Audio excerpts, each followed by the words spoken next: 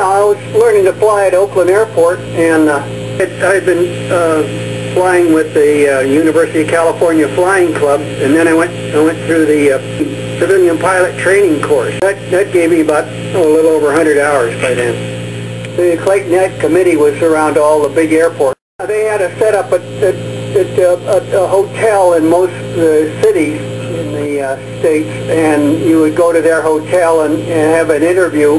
At first, when they tried to go up to Canada in 1940, there was some stipulation, but it was pretty free-flowing in 41. Franklin Roosevelt, from what I hear, looked the other way. We're still, of course, civilians throughout our training at the school in the States, and then we finished that training there. It varied from 2 to 3 months.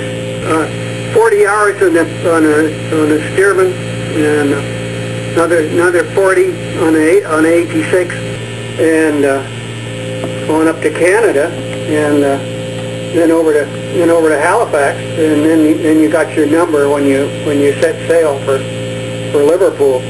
I went to Squadron 71 when they're almost off of ops in December of 41, and did a lot of convoy patrol and stuff. So that gave you a little experience before you start the sweeps over France. Yeah, we got quite a bit of publicity, of course, from the journalists and in and around London, but we tended to try to ignore that. Well, 2 out of 3 of them ended up with Americans.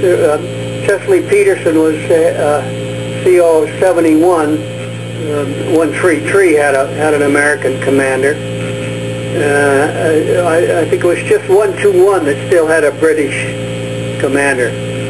No, I never transferred. I went overseas to North Africa and stayed with the RAF till the end of the war. Mainly I wanted to stay on Spitfires.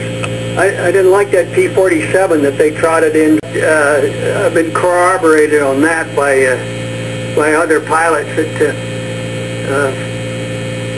didn't like that transition until they got the P-51s. Then they liked that one. Yeah, there were quite a few that stayed. Well, not quite a few, but a few. They had different reasons. Yeah, and I just liked the RAF in general. It was a good outfit to be with. I fitted right in with, well, especially when I went overseas, there were a lot of Aussies and New Zealanders, and of course Canadians, so you didn't feel out of place fighting for the Brits.